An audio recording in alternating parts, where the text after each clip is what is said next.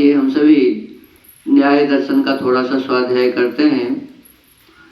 कल हम चर्चा कर रहे थे कि मन एक ऐसा पदार्थ है जो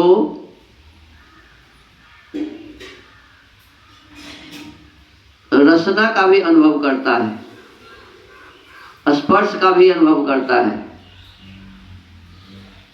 रूप का भी अनुभव करता है, लेकिन ये चक्षु श्रोत्र त्वक ऐसा है जो केवल एक ही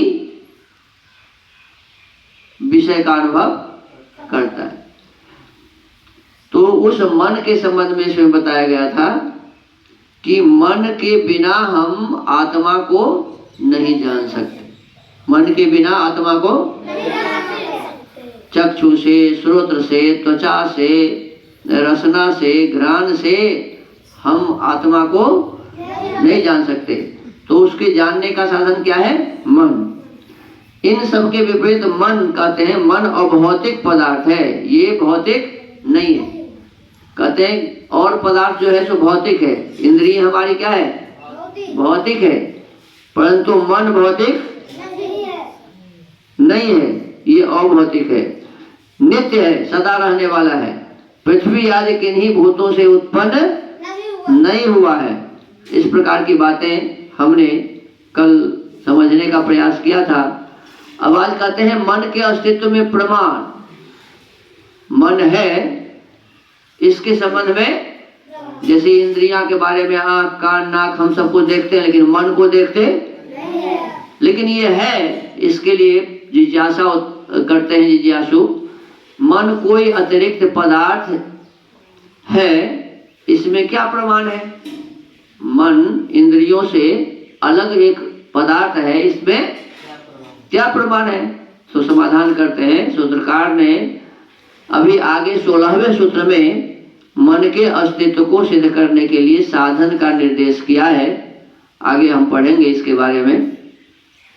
वहां बताया है चक्षु आदि सभी इंद्रियों का एक समय में अपने अपने विषयों के साथ सन्निकर्ष रहने पर भी सब विषयों का ज्ञान आत्मा को एक ही समय में नहीं होता। चक्षु रूप को ही देखता है, उस समय आत्मा को केवल चक्षु का ज्ञान होता है, रूप का ज्ञान होता है। ऐसे ही अन्य जो हमारे इंद्रियां हैं, घ्राण से केवल गंध का ज्ञान होता है। इंद्रियों का एक समय में अपने अपने विषयों के साथ सन्निकर्ष रहने पर भी सब विषयों का ज्ञान आत्मा को एक ही समय में नहीं होता। इसका कारण यही है कि जिस इंद्रिय के साथ मन का सन्निकर्ष रहता है, जिस इंद्रियों के साथ मन जुड़ा रहता है, उसी इंद्रिय के विषय का ग्रहण आत्मा को होता है, अन्य इंद्रियों के विषय का नहीं।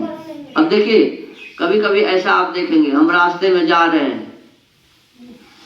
मन हमारा लगा हुआ है कहाँ? जहां पहुंचना है वहां। रास्ते में हम जा रहे हैं, रास्ते से कोई चीज गया, हमको हम देखे लेकिन समझ में नहीं आया। हम आगे गए, कोई पूछा कि आपने देखा है कि एक बैल इधर से जा रहा था, तो हम देखे होते हैं, लेकिन हमारा मन उससे जुड़ा नहीं है। हमारा मन तो जुड़ा है कि पहुंचना है हमें। तो मन जिससे जुड़ा रहता है आत्मा उसी को जानता है, मन जिससे नहीं जुड़ा रहता है उसको नहीं जानता है। तो यही बात कहा इसमें कि इसका कारण यही है कि जिस इंद्रिय के साथ मन का सन्निकर्ष होता है, माने मन जुड़ा रहता है, उसी इंद्रिय के विषय का ग्रहण आत्मा को होता है, अन्य इंद्रिय के विषय का नहीं। तात्पर्य है आत्मा को बाह्य विषय के ज्ञान के लिए आवश्यक है बाह्य विषय के साथ इंद्रिय का सन्निकर्ष हो। बाहर के विषय को जानने के लिए बाहर के विषय का सन्निकर्ष माने उससे जुड़ना जरूरी होता है। इंद्रिय के साथ मन का सन्निकर्ष हो, इंद्रियों के साथ मन का सन्निकर्ष हो, मन के साथ आत्मा का संयोग हो, इस श्रृंखला के पूरा होने पर बाह्य विषय का आत्मा को ज्ञान होता है। माने मन जुड़ता है इंद्रिय से, और फिर माने इंद्रिय से मन का संयोग होता है, फिर मन का आत्मा से संयोग होता है, और फिर उस इंद्रिय का वस्तु से संयोग होता है, तब फिर हम उस वस्तु के बारे में जानते हैं। इस श्रृंखला के पूरा होने पर बाह्य विषय का आत्मा को ज्ञान होता है। इसमें मन का महत्वपूर्ण स्थान है, अन्यथा अनेक विषयों का एक ही क्षण में ज्ञान होता रहना चाहिए।